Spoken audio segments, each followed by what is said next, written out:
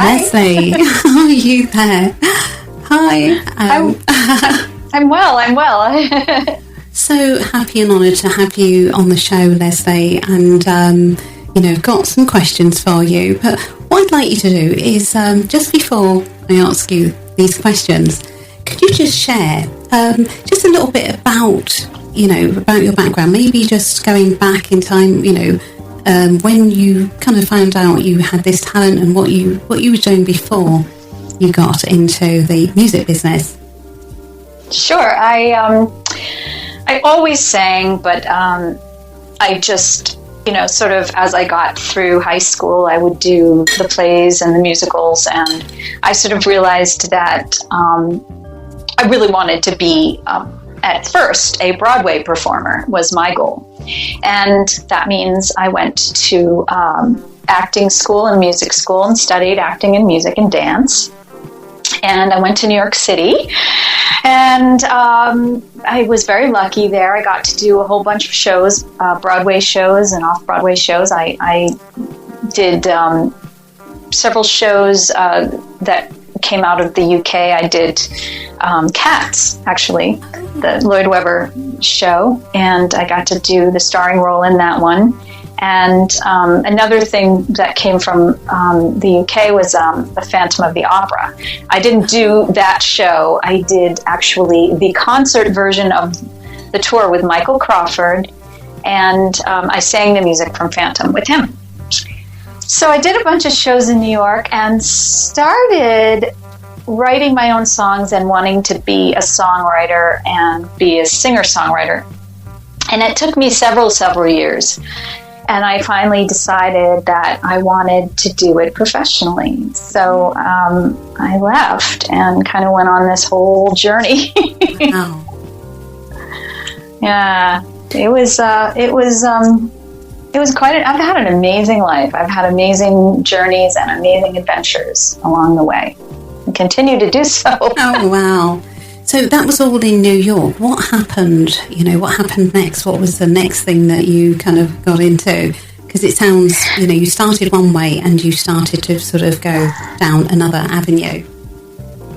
Right. Well, I after about 10 years, I kind of burnt out on the Broadway scene. I know that sounds flippant. I don't mean it to sound that way, but I just felt like I wanted other adventures to discover, and I was listening to music that was not Broadway music at the time. I was listening to folk rock, Indigo Girls and Sean Colvin and all the stuff that was having a big resurgence in the late 80s, early 90s, and decided that I wanted to do that. So I went to California and I started a band. I sound like a total rocker from the 60s or something, but it wasn't then.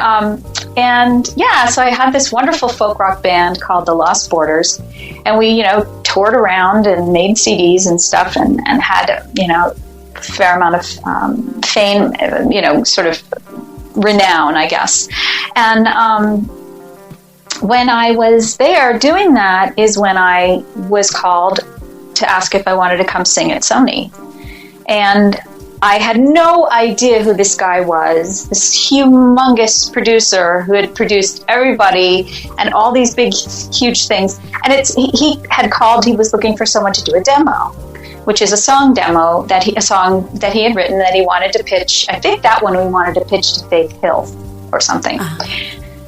And I'm so glad I didn't know, because I would have been freaked out. Like, I would have gone up there and went, I'm so sorry, hello, I'm so sorry, Wow. But I didn't. I showed up and I was like, yeah, I can do it. I was very confident because I had done a lot of studio work by then. And so I ended up singing a lot for this guy, Walter Afanasieff, who was the kind of the producer du jour, because he was he had done Mariah Carey and he had done Celine Dion, and it was just the peak of all of that. So, and here I was showing up at the $1 million compound with the $1 billion Sony studio, and playing basketball with the guys, going in and doing songs. It was amazing.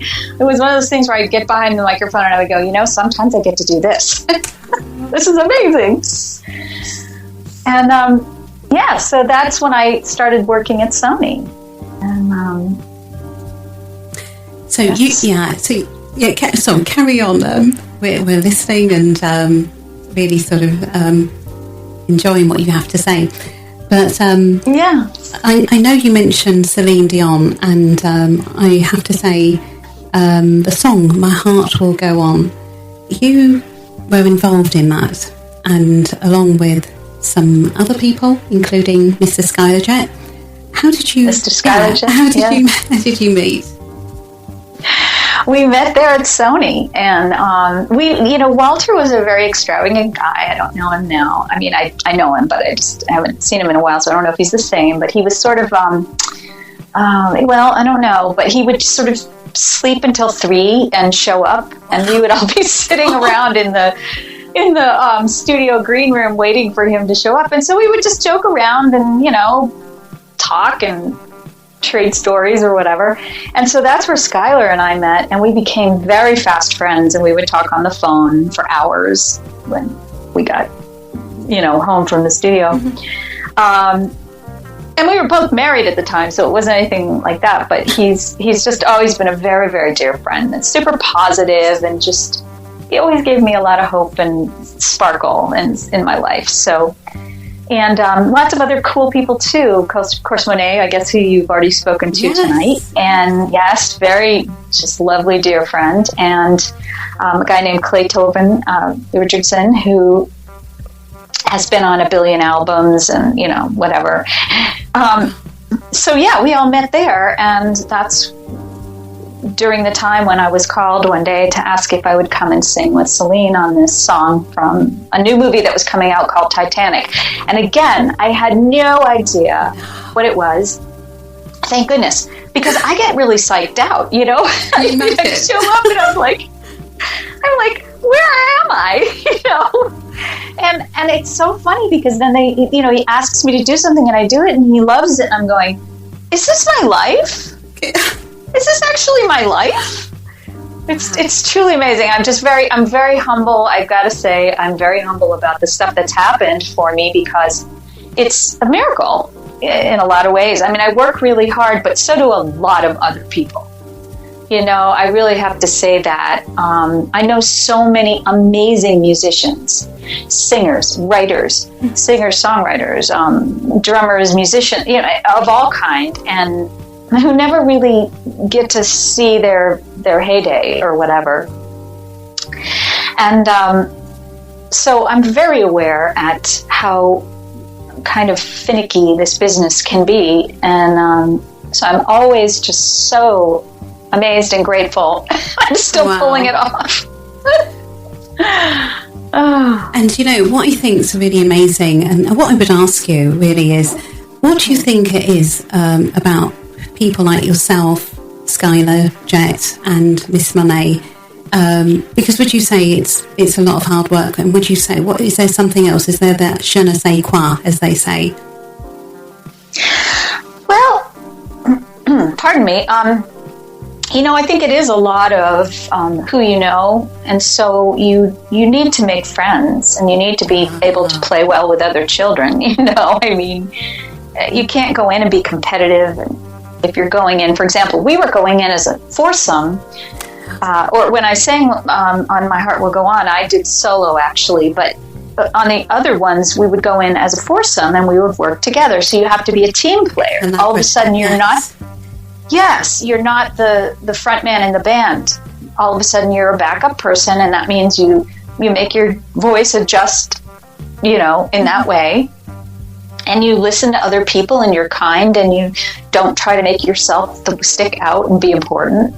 And so I think that's an interesting aspect to it, is knowing what you're doing at what time, at what point in time, and how you need to behave, when it's time to take the limelight, center stage, and when it's time to support someone else, Wow. And what was it like? What was it like when you, obviously, as you said, you didn't know the extent of where this was going to go. What was it like to meet Celine Dion, and what was it like when you found out, about the movie? Well, I didn't meet Celine. I sang, she had already finished her stuff.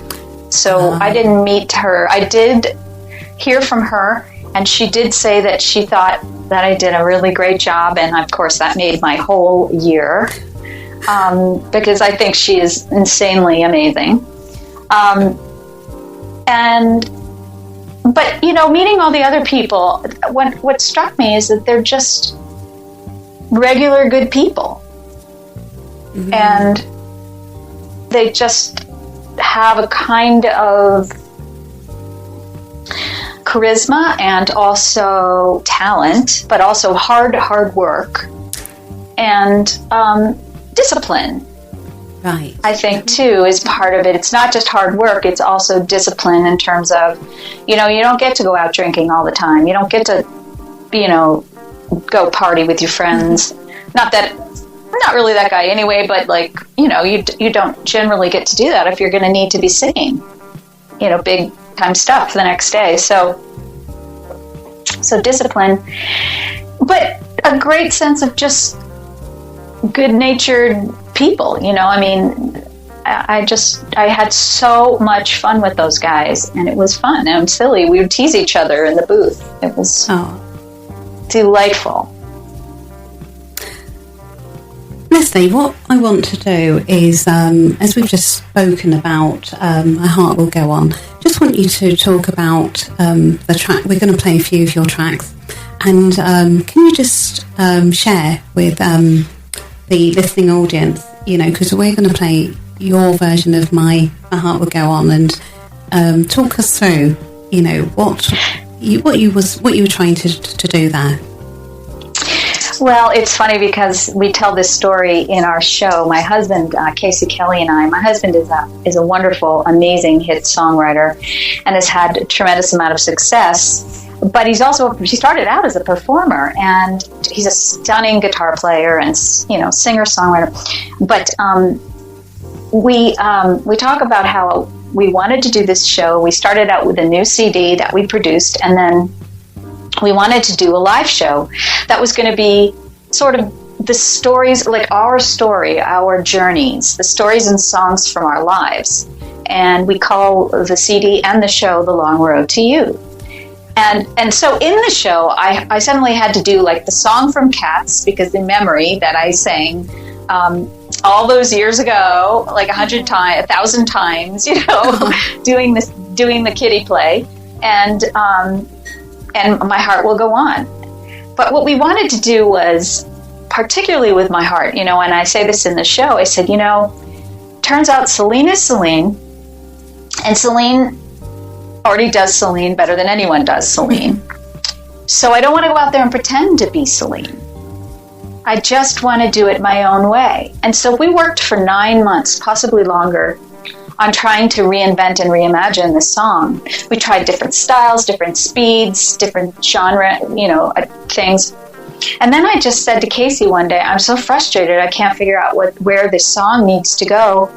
I said, I wonder what Ava would do, because Ava Cassidy is one of my favorite singers of all time. I don't know if you're familiar with her, Moni. Yeah, of course you are. And she is stunning, but she never wrote a song. She only sang what we call cover songs, which are songs that other people have made famous. But she always reimagined them to where you would listen to it and you'd say, gee, this sounds familiar. I feel like I've heard this before. And then by the end of the song, you're realizing, oh yeah, that was a huge hit for Cyndi Lauper. But it was so different that you always said, wow, what a cool way to do that song. And a lot of people do this too, but Ava did this consistently because she never wrote her own songs. So Casey said, all right, I'm going to go immerse myself in the world of Ava for several days, and I'll see what I come up with. And then one day he came downstairs and he played this guitar figure, which you'll hear at the beginning of the song. It's after the cello interlude. And I just cried. I literally burst into tears, and I said, that's it. And I suddenly realized that our version of My Heart Will Go On was going to be not like a big anthem, as Celine does it, but more like a prayer.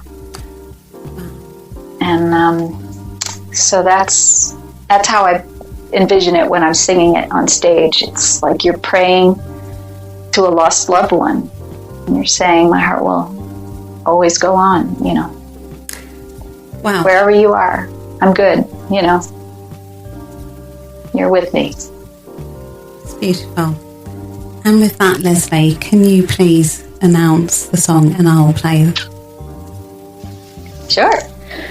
This is My Heart Will Go On with an original cello prelude written by our producer, performed by my husband, Casey Kelly, and myself. That's Leslie Ellis, my guest. Leslie. Hey. Wow. Wow. Yeah. So yeah, we just listening to your version of My Heart Will Go On. That's very beautiful. It's pretty, right? That cello prelude always gets me. Yes. The first he didn't let us hear that until we were in the mixing, but more like the mastering stage after it had been mixed. So we didn't even know what he had written. I just talked to him and I said, I'm hearing like this. I know we wanted to kind of keep it Irish because that's where the ship left from, and or was built or whatever, and so I wanted to keep it Irish. I didn't want to use any of the licks from the deal because it was so recognizable. And I said, I really want like some kind of a prelude that's just sort of really mournful, but also peaceful at the same time. And he wrote that, and I just sat there and bawled once again. Yeah, very in a good way. I know. Oh yeah, that was really, really, really lovely, and I love the cello there as well at the beginning. That prelude, very, very, very beautiful. Thanks. Thank you. You want to look at an ordinary day. What's the story behind that song? Well, I had the title that I picked up from somewhere and put it in my little list of titles, and I went to see one of my very best friends in the whole world, who is no longer on the planet, unfortunately. And we were going to write it. He was a brilliant, brilliant writer named C.J. Watson. And so I went to see Siege, and I said, I got this title, and I really want to write it, and I think it's just a really positive song about just having a day where life is just okay being, like you're just okay being. Mm. And so that's where the inspiration came from, just a grateful, positive song is what we wanted to write. And this is what we came up with. An ordinary day with all about being, and I love that because we can get so caught up with doing that we forget to be. Yeah, and it's a really important part of life to take time every day to just be. Absolutely. And do you want to introduce this? Sure. Please. This is a song I wrote called An Ordinary Day. I wrote it with my friend C.J. Watson. That's Leslie Ellis, who is my guest on the line. Leslie. Hi. Yeah, very poignant, lovely song, and very poignant with where we are, and just realising what's important is what I feel, what I get from that song and the words that you're sharing there.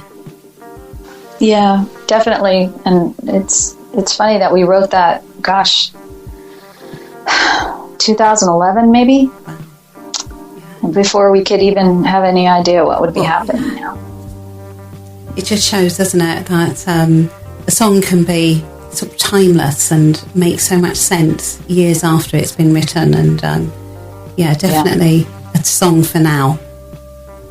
Yeah, definitely. Leslie, oh yeah, go ahead. No, I was going to say I might have to put it up on my social media. I didn't think about that. Yeah. Maybe I will. Because people can relate to it and, feel the message coming through and it makes sense to them in each person's experience with what's going on right now. Yeah, for sure. Boy. So, Leslie, we want to look at Till It's All Gone. And again, just that title, that sort of kind of makes sense as well. But what was the thinking behind that song when you wrote it and put it together? I had been writing with a guy named Steve Susskind. He's a big hit writer here in Nashville, but he lives in Richmond, California, which is not far from where I lived at the time when I was working with Skylar and all that. And I'd been writing with him, and one day I came in and he said, listen, I got this idea. I saw this woman at the supermarket, and she was pushing her cart, and her little boy all of a sudden burst into tears and started crying. He was sitting in the sort of little front of the shopping cart. Mm-hmm. And the mother said, oh, honey, it's okay. You're going to be fine. Don't worry about it. Did you bump your knee? Oh, you'll be fine. And she reached down and she said, look. And she kissed his knee. And she said, look, all gone. So we decided to write that, and it turned into a love song of really quite immense proportions because I've had people using it for all different situations, not just a relationship love in terms of, a love relationship, mm-hmm. but I went to do a benefit for Alzheimer's research. And I got up and I thought, well, they asked me to sing a couple songs. And I sang, and I said, well, I'll do Till It's All Gone, because I guess that could make sense, Till It's All Gone, And I didn't practice it for that particular show because I knew it cold. So I got up in the moment. And coincidentally, at the same time, my Aunt Joan, who was one of my dearest friends growing up, was suffering very much from dementia. And I was losing her rapidly. She was practically gone. And so I got up and I thought, well, geez, I'm going to sing this. And I dedicated it to her in the show. And then I started listening to the words as I was singing them. And I just fell apart in the middle of this performance, totally unprofessional, and barely could regain myself, and finally finished the song. But it was just such a powerful moment for me to know that this song, really meant so much to me personally, so much more than just a love song, Yeah, and I'm sure, that happening made it even more, it brought it home to people even more, seeing you feeling, and showing your emotion like that. Yeah, people said it was really moving, and I said, I hate that I can just think of my singing teacher in college saying, you can't sing if you're crying. Oh. Stop crying, But it was genuine, and genuine is really what I always want to be, so. Absolutely. Wow. Yeah, I think we should play Till It's All Gone, so yeah. Yeah. That's Leslie Ellis, my guest, and singing Till It's All Gone. Leslie. Yeah. Very moving. Yeah. You can see how I lost it in the middle of the benefit. Yeah. Wow. Yeah, definitely, that feeling of that silence going within, very beautiful. Yeah. Leslie, want to talk to you about I Ain't Just a Pretty Face. What's going on there? That kind of brings a smile. That's kind of a funny story. Because if you think about the lyrics, it's so not a country song. I've never considered myself pardon me for that.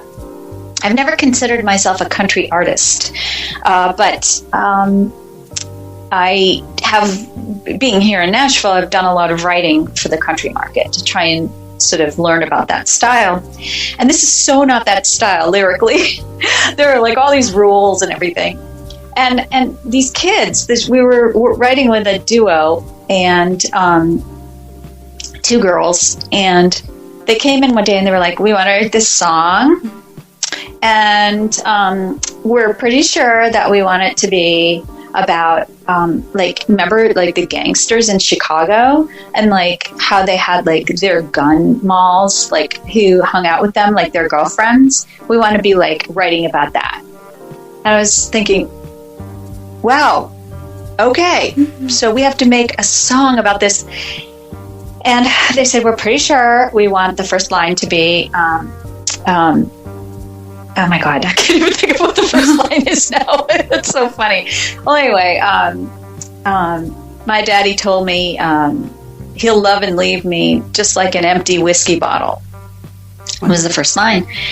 And so I said, okay, let's do this. And I'm thinking, all right, I'm imagining like a movie. Like there's a girl and she like grew up in Kansas or somewhere in, Mississippi, and she goes to Chicago to be a big shot. And I'm thinking, okay, so we have all these cool, and actually it was so much fun to write because we got to use language. I got to come up with things like draped in diamonds, pack and heat, which is an American term meaning you're carrying a gun. I don't know if that's what it means there. I have to be careful because, sometimes the expressions and idioms mean something very different across the lines. Mm-hmm. Yeah. So we wrote the song and they recorded it and it was, and then I submitted it for an artist out of Ireland named Kathy Crinion, who's had a lot of airplay in the UK, and she cut it. She did a record of it. So this is a cool song. So I decided to put it on the CD because it's kind of spunky and fun and different. Okay. So shall we play that for the audience? Yeah, go ahead and play it. That's fun. Okay. Leslie. Yes. That again. That one, it just made me smile and kind of like bopping and rocking. Definitely very country. Yes. That whole big vocal thing, I just wanted to like have her going off the rails at the end, like she's just going off the rails, Oh, wow. And that brings me to a question of how did you get to Nashville? Because obviously what you were doing previously, again, because we've looked at your career and it's sort of it's like a 3-tier situation. So how did Nashville come about? Well, I was in California and I got married and it was a very bad idea, but nobody clued me in on it beforehand. So there I was getting divorced. And at the same time, there was this whole big sort of calamity in California. One, there was in Northern California, there was this whole thing they called the dot bomb, which after the dot-coms all got started, there was this huge crash. They all went PRO and some of them made, millions and millions of dollars, and then the market crashed. So I had a lot of work that through advertising and jingles and things like that went away. Then at the same time, our union had a big strike because of things to do with the internet, which was brand new at the time. And well, not brand new, but sort of newish. Yeah. And, all these big stars in California were, going to bat for us. But, we wanted to work and we couldn't work, so we couldn't go to Walters. I couldn't do the jingles for TV and film. For TV and radio. And so I was really I just won a Grammy Award for My Heart Will Go On. And I'm back waiting tables. It's insane. So I was so down and I just thought, I've always wanted to go to Nashville. I've got nothing to lose, literally nothing to lose at this point. I was dead broke. And so I packed up my little RAV4, tiny little car, and I packed up my kitty, and I drove to Nashville. And I started over because I didn't know anyone here. And it was rocky. It was really rocky at first, but about 6 months after I got here, I met my husband quite by accident I was invited to do a show at the famous Bluebird Cafe, a singer-songwriter round. And he was seated next to me, and I knew all his songs. And I just kind of leaned over at one point, and I just said, "Hey, listen, I know all your songs. Do you mind if I sing backup with you tonight?" And he's like, "You don't know my songs." And I was like, I wanted to say, "I have a Grammy Award." But I just didn't. But I sang anyway, and it turns out I did know the songs. And we became fast friends. And at the time, I was sort of getting divorced, and I was very not available to be in a relationship. But he was my very first friend here. And, we went hiking, and we'd go out to dinner, we'd go work out together, and we ended up becoming really, really dear friends. And then one day, it just sort of turned into romantic love. And I just said, my gosh, I just love him. And so we started working together, and this whole big, amazing life opened up for me. I was going to Norway to play and playing all over the country, and it just was an amazing journey that this set me on. And I'm just so grateful, because if I hadn't moved here, I don't know what I'd be doing by now. Probably still waiting tables at that same stupid place, but I don't know. And so I came here, and I started writing and touring and singing. And we had a trio for a long time with another songwriter who wrote a bunch of hits here, who was our best friend. And we went to Norway together. We had a trio. We'd go all over the Southeast and different parts in America. And he really, really suddenly died in 2011. Like in 4 months, he got sick and he just passed away. And it was from melanoma. And we were traumatized. We couldn't play for months. And then we got ourselves back up again, and we said, all right, what are we going to do? So that's when we said, let's have a duo. We tried to find someone else to fit that, the part of the trio person, and we just never found anyone who, it was hard. He had big shoes to fill, and so we just started playing together. And then this idea for the CD project and the new show, The Long Road to You, which developed organically on the road, came about. And so now we're not doing any tours. We're staying at home. But it's a little harrowing because a lot of our shows have been canceled, but we're hoping they reschedule. Maybe even we'll have to wait till 2021. And we're writing and playing music to hopefully get sync into TV shows and film. So that's how we're using our quarantine time. Yeah. Yeah, I mean, it is such a funny time right now where you're, literally people are left to kind of sort of sit and think and, look at where they're going, look at where they've been. And I would ask you, Leslie, what has been the magic moments for you throughout your career? I'll start with summer camp in 8th grade. Okay. When between 7th and 8th grade, I didn't really, I got together with a girl who, we just started singing together one day, and we just sang great together, and everyone wanted to hear us sing all the time. And that was a magic moment, because I thought, I always knew how to sing, and I thought I'm a sing, I can sing, but I thought sort of everyone could. And I realized I was a special singer all of a sudden. And then I'd say singing Memory in Cats was hugely memorable. No pun intended, but just singing that amazing song every night for thousands of people was extraordinary. And singing with Michael Crawford was extraordinary. And of course, working at Walters with the gang or at the stuff I worked with. And my band was amazing too, the Lost Borders. And we got to do 3 songs up at Walter's studio. I hired his engineer, and Walter just let me use his studio. So I'm suddenly in a pro SONY studio doing some work. And then I'd say doing this show with my husband, finally. I've just had amazing journeys and adventures. And that's probably not even all of them. That's just top of my head. Leslie, who or what inspires you? What inspires you to do what you do? And what keeps you going in tough times?